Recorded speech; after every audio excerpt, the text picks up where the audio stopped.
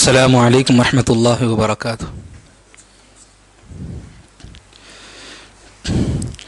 الحمد للہ رب العالمین والصلاة والسلام علی سید الانبیاء والمرسلین وعلی آلہ وصحبہ اجمعین ومن تبعہم بإحسان الی یوم الدین، اما بعد۔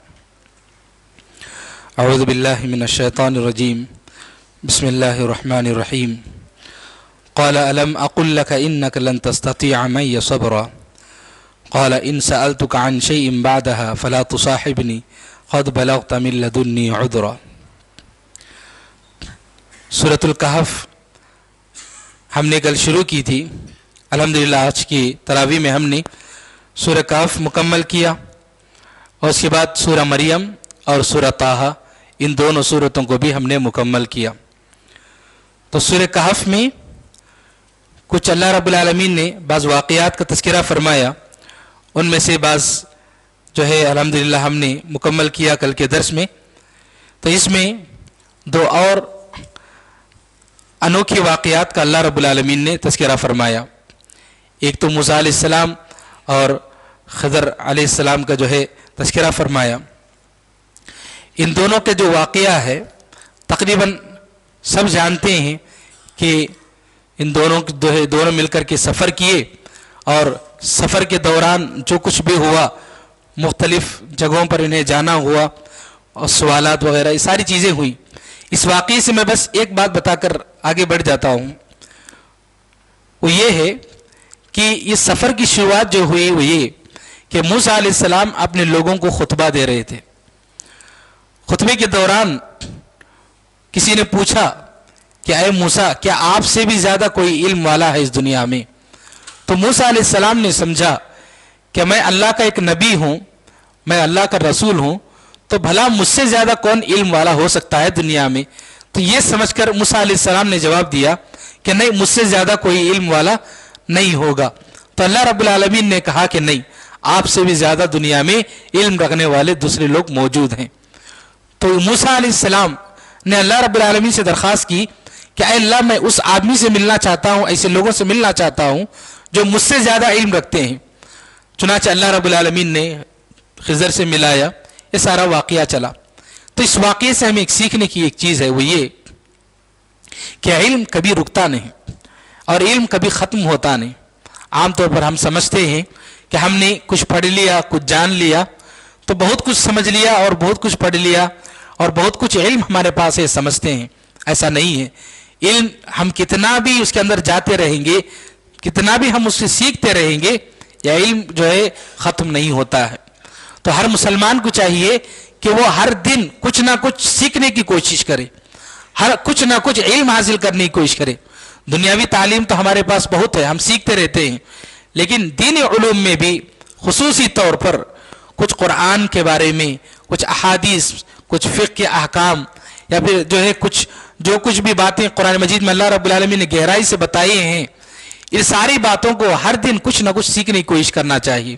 ہمیں کچھ باتیں معلوم ہو گئیں، بس یہی سمجھ لیا، ایسا نہیں ہونا چاہیے۔ ہماری اولاد کو بھی ہمیں یہ بتاتے رہنا چاہیے کہ سیکھو، اور خود ہمیں اولاد کو گھر میں کچھ نہ کچھ سکھاتے رہنا چاہیے، کچھ نہ کچھ تعلیم دیتے رہنا۔ تعلیم کا سلسلہ ختم نہیں ہونا چاہیے۔ تعلیم کا سلسلہ جس دن ہمارے گھر میں ختم ہو گیا، سمجھ لیے کہ جہالت کی جو ہے وہاں سے شروعات ہو جاتی ہے۔ اس لیے جو ہے تعلیم کبھی بھی جو ہے ختم نہیں ہونا چاہیے۔ قرآن کی، حدیث کی، دین کی معلومات میں ہر دن جو ہے اضافہ کرتے ہی رہنا چاہیے۔ اس کے بعد اس صورت میں اللہ رب العالمین نے ایک اور اہم اور انوکھا واقعہ بیان کیا، وہ ذوالقرنین اور یاجوج و ماجوج کا ہے۔ یاجوج ماجوج کے سلسلے میں مشہور ہے یہ واقعہ کہ ذوالقرنین جن کی بادشاہت پوری دنیا میں تھی، بہت ہی نیک بادشاہ تھے، تو انہوں نے پہلے ویسٹرن جو علاقہ ہے دنیا کا، مغربی حصہ، وہاں پر انہوں نے جو سفر کیا، دیکھتے رہے کہ دنیا میں کیا کچھ چل رہا ہے اپنی رعایا میں۔ پھر مشرقی ممالک کی طرف گئے، تو وہاں پر کچھ پہاڑیوں کے درمیان یہ گئے، تو وہاں پر ذوالقرنین کچھ لوگوں سے ملے۔ انہوں نے کہا لوگوں نے کہ یہاں پر یاجوج اور ماجوج رہتے ہیں، یہ بہت ہی زیادہ ظلم کر رہے ہیں ہم کو، کچھ نہ کچھ آپ حل نکالیے۔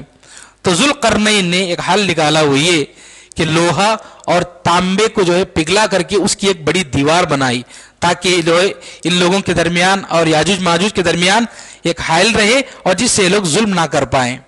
तो याजूज माजूज हैं कौन और इनका वाकया क्या है? तो याजूज माजूज बाज़ मुफस्सिरीन के मुताबिक ये नूह अलैहिस्सलाम ही की जो है वहां से नस्ल से हुए आए हुए लोग हैं। अब मुख्तलिफ बातें लोगों के दरमियान हैं कि एक बालिश के दरमियान बराबर रहते हैं, बहुत ही छोटे हैं, बड़े हैं, इस सिलसिले में कोई सही रिवायत नहीं है। अलबत्ता इनकी तादाद के सिलसिले में जो रिवायत मिलती है वो ये कि अल्लाह के नबी सल्लल्लाहु अलैहि वसल्लम ने फरमाया कि जो याजूज माजूज है उनमें से एक याजूज माजूज जब तक अपने 1000 बच्चों को देख नहीं लेता तब तक उसे मौत नहीं आती। मतलब ये कि इनकी उतनी लंबी उम्र होती है या फिर ये कि उनके यहां इतने बच्चे होते हैं। तो बहुत बड़ी तादाद, एक याजूज माजूज में से एक आदमी अपने 1000 बच्चों को देख नहीं लेता अपनी जनरेशन को, तब तक उसकी मौत नहीं आती। इतनी बड़ी तादाद में ये लोग हैं। इसीलिए हम देखते हैं अल्लाह के नबी सल्लल्लाहु अलैहि वसल्लम की एक सही हदीस है, वो ये है कि क़यामत के दिन अल्लाह के नबी सल्लल्लाहु अलैहि वसल्लम ने फरमाया 1000 में से सिर्फ एक आदमी जन्नत में जाएगा और 999 लोग जहन्नम में जाएंगे। सहाबा परेशान हो गए, अल्लाह के नबी ये क्या मामला, 1000 में से सिर्फ एक जन्नत में जाएगा और 999 जहन्नम में जाएंगे, तो फिर हमारा क्या होगा? तो अल्लाह के नबी सल्लल्लाहु अलैहि वसल्लम ने फरमाया वो जो 999 होंगे वो याजूज माजूज होंगे। फरमाया तो याजूज माजूज की तादाद बहुत बड़ी है।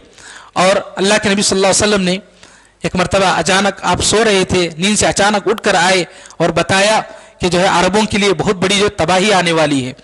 और अल्लाह के नबी सल्लल्लाहु अलैहि वसल्लम ने जो है याजूज माजूज का तज़किरा फरमाया कि याजूज माजूज की दीवार में अभी अल्लाह के नबी सल्लल्लाहु अलैहि वसल्लम ने अपनी दोनों उंगलियों का इशारा करके, अपना अंगूठा और शहादत की जो उंगली होती है, इन दोनों उंगलियों को इस तरह से जो इशारा करके बताया कि इतना सुराख अभी पड़ चुका है याजूज माजूज की दीवार में। सही बुखारी की रिवायत है।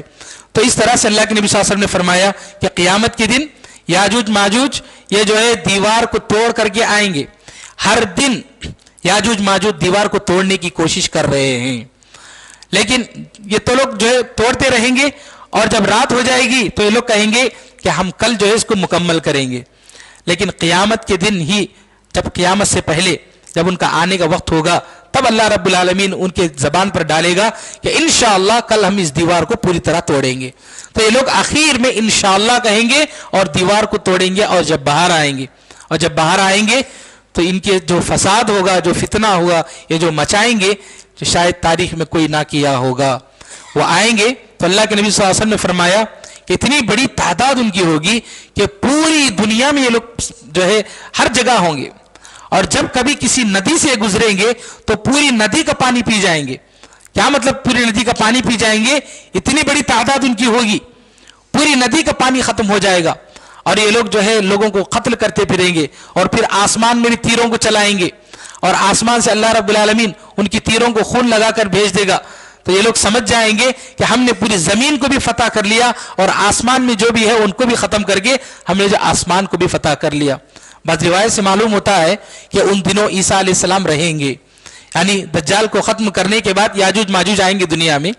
तो उन दिनों ईसा अलैहिस्सलाम भी मोमिनीन के साथ जब याजूज माजूज आएंगे तो ईसा अलैहिस्सलाम मोमिनीन को लेकर पहाड़ों में जाकर छुप जाएंगे।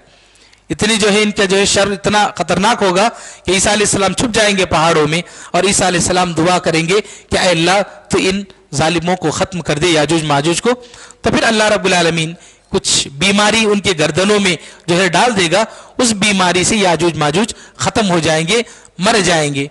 फिर ईसा अलैहिस्सलाम दुआ करेंगे कि ऐ अल्लाह इनकी जो है लाशें पड़ी हुई हैं और पूरी जमीन में बदबू फैली हुई होगी।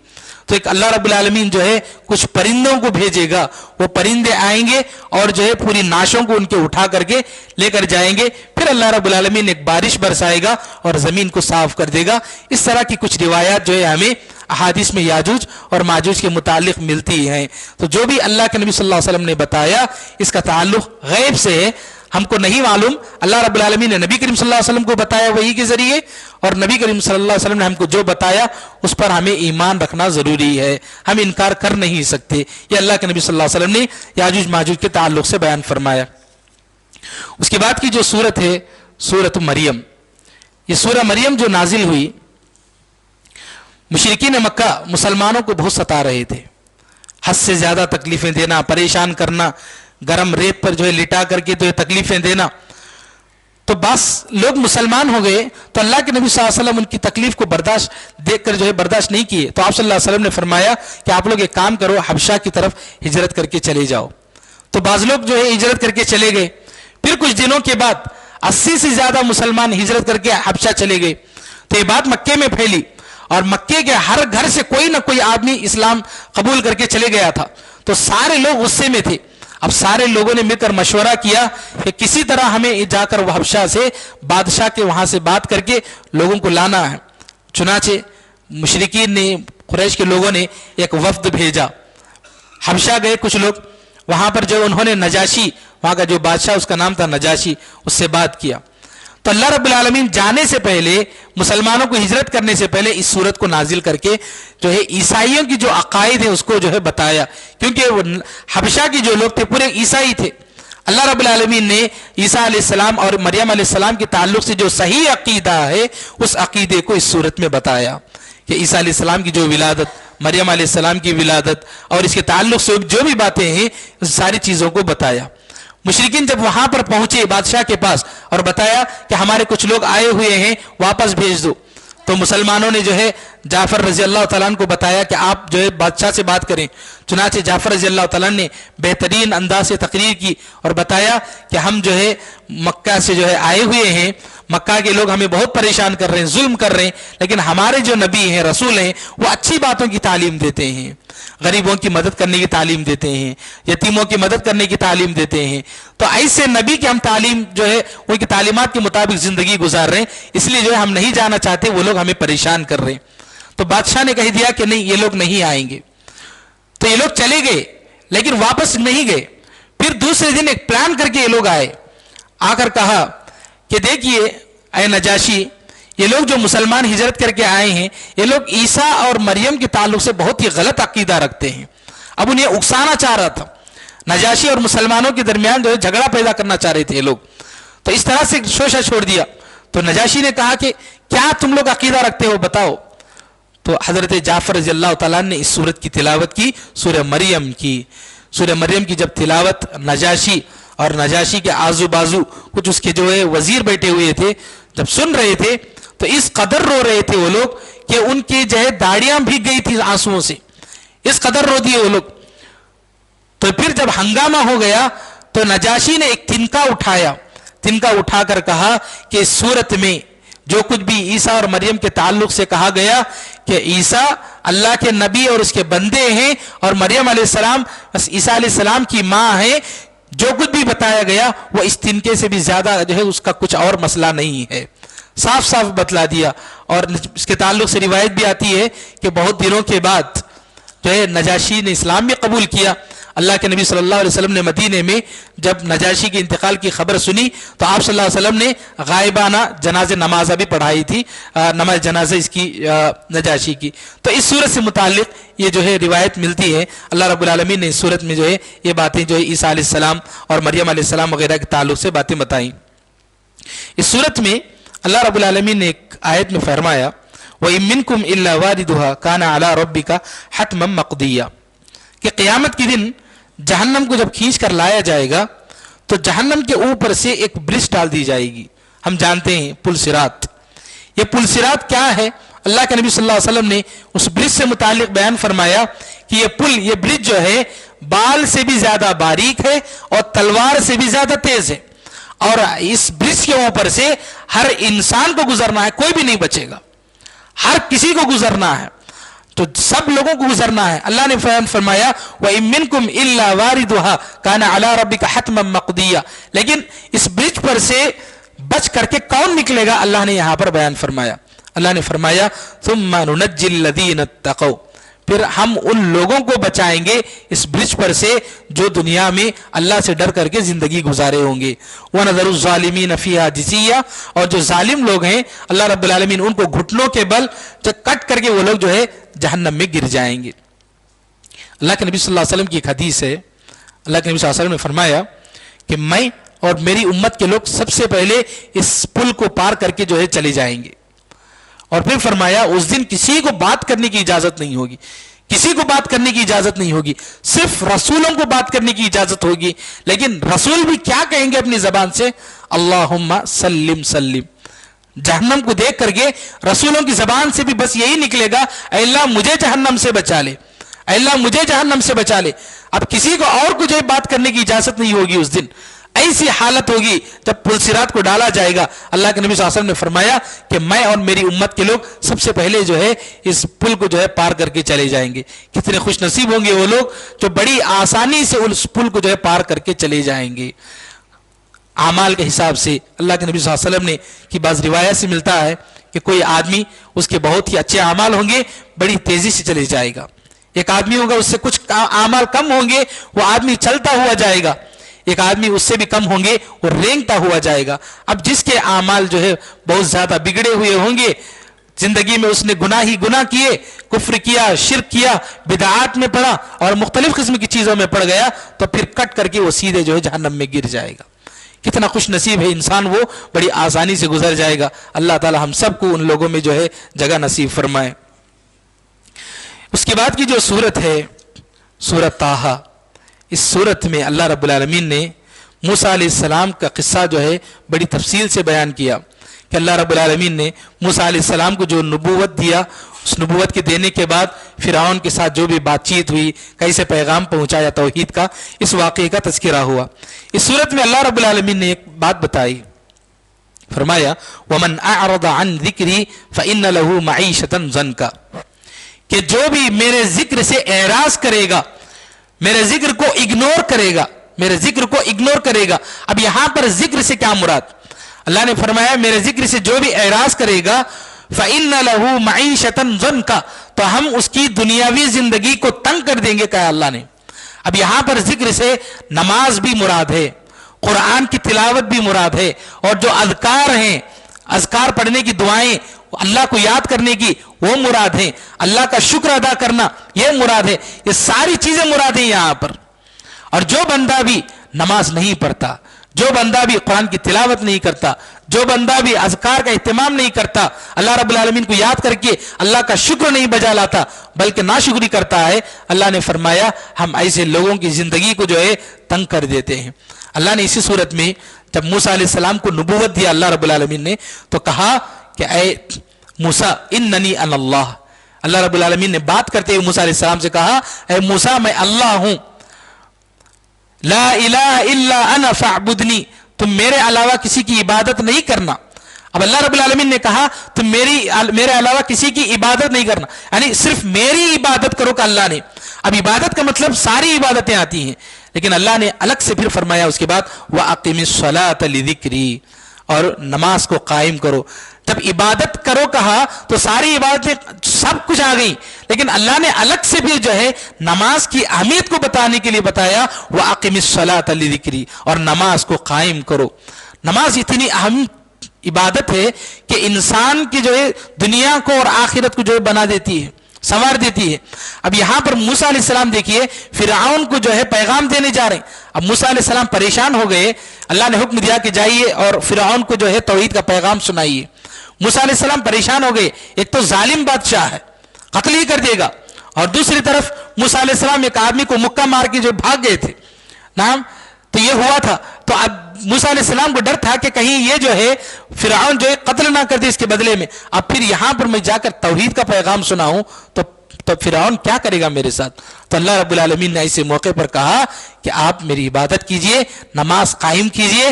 نماز قائم کرنے سے انسان کے اندر جو ایمان ہے اس ایمان کو جو ہے تقویت پہنچتی ہے. اور آپ دیکھ لیجئے اس کے علاوہ موسیٰ علیہ السلام جب ہجرت کر کے بنی اسرائیل کے ساتھ جا رہے تھے تو ہجرت سے پہلے اللہ رب العالمین نے قرآن مجید میں کہا کہ آپ لوگ نماز پڑھو کہا، کیونکہ ہجرت کرنا آسان کام نہیں ہے، سب کچھ چھوڑ کر جانا آسان کام نہیں.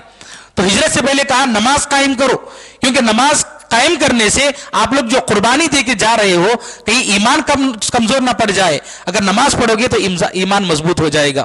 اسی لیے کل کے درس میں یہ بات بھی آئی تھی کہ اللہ رب العالمین نے نبی کریم صلی اللہ علیہ وسلم کو ہجرت کروانے سے پہلے اس معراج جو ہے اسراء اور معراج کروائی تھی، اور معراج میں اللہ رب العالمین نے جو ہے نماز کو فرض کیا. اور یہ نماز کو اللہ رب العالمین نے جو ہے ہجرت سے پہلے جو فرض کیا اس کی وجہ یہ تھی کیونکہ مسلمان نبی کریم صلی اللہ علیہ وسلم ہجرت کر کے جو جا رہے تھے آسان کام نہیں تھا، بہت ہی مشکل کام تھا. تو ایسے وقت میں اللہ رب العالمین ان کو جو ہے اللہ رب العالمین سے اچھے سے جوڑ کر رکھنے کے لیے نماز کو جو ہے فرض کر دیا. اب نماز انسان پڑھے گا تو پھر اس کو جو اس کا تعلق اللہ رب العالمین سے مضبوط ہو کر رہے گا. تو نماز کو کبھی نہیں چھوڑنا چاہیے. نماز فرض ہے، ہر وقت کی نماز فرض ہے.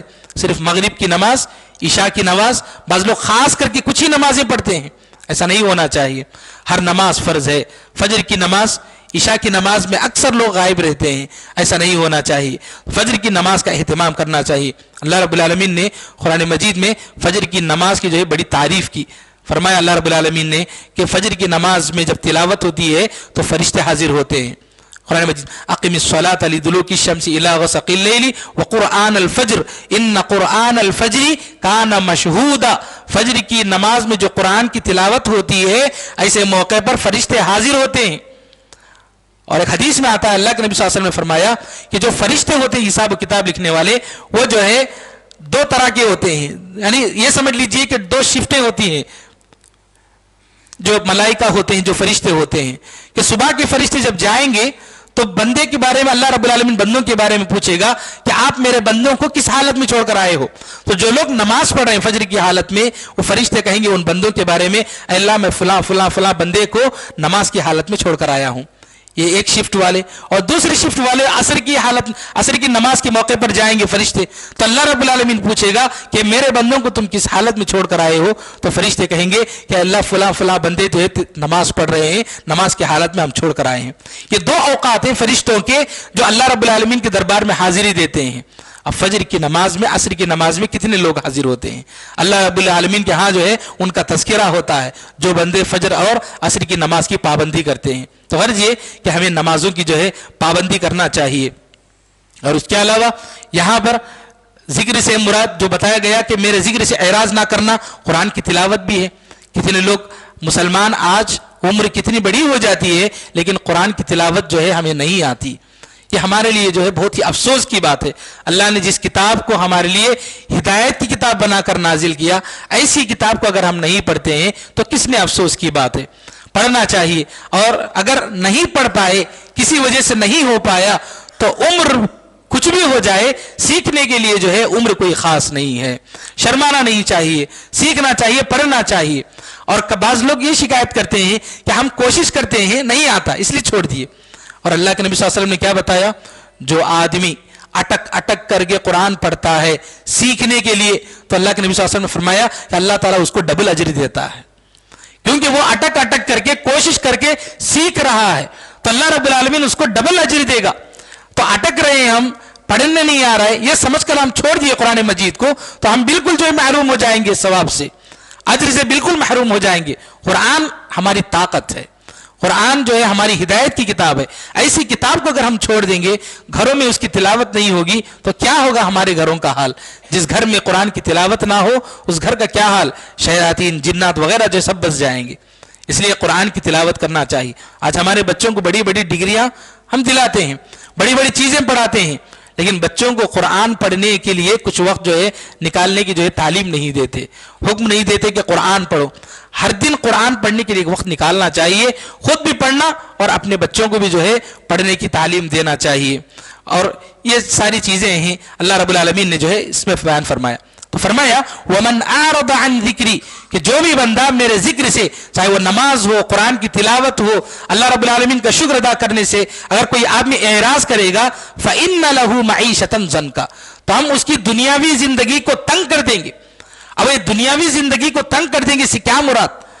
دنیاوی زندگی کو تنگ کرنے سے مراد اس کی روزی میں بھی تنگی آ سکتی ہے.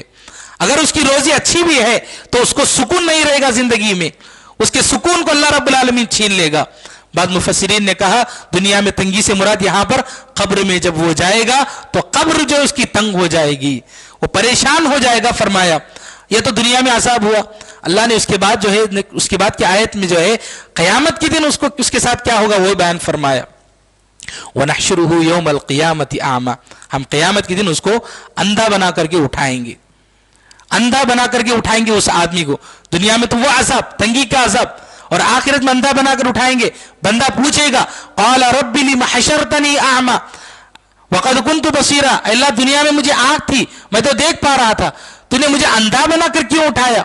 تو اللہ رب العالمین کہے گا قال كذلك اتتك آیاتنا فنسیتها، دنیا میں میری آیتیں تمہارے پاس آئی تھی، تم بھلا دیے تھے دنیا میں. وَكَذَلِكَ الْيَوْمَ تُنْسَى، اور آج تم بھلائے جا رہے ہو، میں نے تمہیں بھلا دیا ہے. اللہ رب العالمین ایسے لوگوں کو اندھا بنا کر اٹھائے گا جو نماز کا اہتمام نہیں کرتے، قرآن کی تلاوت کا اہتمام نہیں کرتے، اللہ کا شکر ادا نہیں کرتے، بس دنیا کے پیچھے پڑے ہوئے ہیں، ان کو آخرت سے کوئی مطلب نہیں. تو ایسے لوگوں کی زندگی کو اللہ رب العالمین تنگی میں ڈال دے گا، قبر میں بھی تنگی ہوگی اور آخرت میں بھی ایسے لوگوں کو اللہ رب العالمین اندھا بنا کر اٹھائے گا. یہ بات اللہ رب العالمین نے جو ہے یہاں پر بیان فرمایا. اس صورت میں سورۃ طٰہٰ میں اللہ رب العالمین نے ایک اور بات یہ بیان فرمائی منہا خلقناکم وفیہا نعیدکم ومنہا نخرجکم تارۃ اخری. اس آیت کو بہت سارے لوگ جو ہے قبر میں جب مٹی ڈالتے ہیں تو مٹی ڈالتے وقت اس آیت کو جو ہے پڑھتے ہیں، لیکن اس سلسلے میں یہ جو روایت ہے ضعیف روایت ہے، اس سلسلے میں کوئی صحیح حدیث نہیں ہے. لیکن یہ جو آیت ہے اس کا معنی دیکھیے، اللہ نے بیان فرمایا منہا خلقناکم، ہم نے تمہیں اس مٹی سے پیدا کیا، وفیہا نعیدکم، اور تم اسی مٹی میں واپس جاؤ گے، ومنہا نخرجکم تارۃ اخری، اور دوبارہ ہم جو ہے تمہیں اسی مٹی سے اٹھائیں گے. اللہ نے اس ایک ٹکڑے کے اندر انسان کی حیثیت بتلا دی کہ تمہیں اس مٹی سے بنایا گیا، تمہیں جو ہے اسی مٹی میں ڈالا جائے گا اور پھر اسی سے اٹھایا جائے گا. بس یہی انسان کی حیثیت. انسان کچھ بھی لے کر نہیں جائے گا اپنے ساتھ. مرتے وقت انسان اپنے ساتھ اس کے پیچھے پوری دنیا کی طاقت ہوگی، پوری دنیا کا مال و متاع ہوگا، سب کچھ ہوگا، لیکن قبر میں کچھ نہیں، بس اس کو جانا ہے اور مٹ جانا ہے. چاہے وہ وقت کا بادشاہ کیوں نہ ہو اور وقت کا فقیر کیوں نہ ہو، سب کو اسی میں جانا ہے. اسی سے وہ سب بنے ہیں، اسی میں ان سب کو جانا ہے اور اسی سے جو ان سب کو اٹھایا جائے گا. اگر ساتھ میں کوئی چیز آئے گی تو وہ صرف اور صرف ہمارا عمل ہوگا. ایسے عمل کے لیے ہمیں تیاری کرنا ہے. قیامت کے دن جو چیز ہمارے کام آ سکتی ہے، صرف ایسی چیز کی ہم تیاری کریں.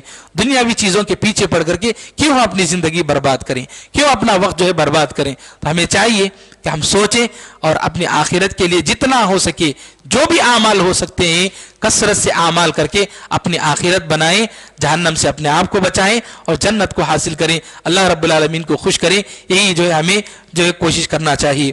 رب العالمین سے دعا ہے کہ اللہ تعالی ہم سب کو ان باتوں پر عمل کرنے کی توفیق نصیب فرمائے. رب العالمین ہماری عبادات کو قبول فرما. رب العالمین ہماری نمازوں کو، روزوں کو، تلاوت کو، تراویح کو قبول فرما. اللہ ہمارے بیماروں کو شفا کاملہ اور عاجلہ عطا فرما. اللہ ہمارے مرحومین کی مغفرت فرما. رب العالمین جب تک ہمیں دنیا میں رکھ کتاب و سنت کے مطابق زندگی گزارنے کی توفیق نصیب فرما. جب موت آئے خاتمہ بالخیر فرما. آمین. واخر دعوانا ان الحمدللہ رب العالمین. بارک اللہ لنا ولکم ونفعنا وإياكم بالآيات والذكر الحكيم. ربنا تقبل منا إنك أنت السميع العليم وتب علينا إنك أنت التواب الرحيم برحمتك يا أرحم الراحمين والحمد لله رب العالمين.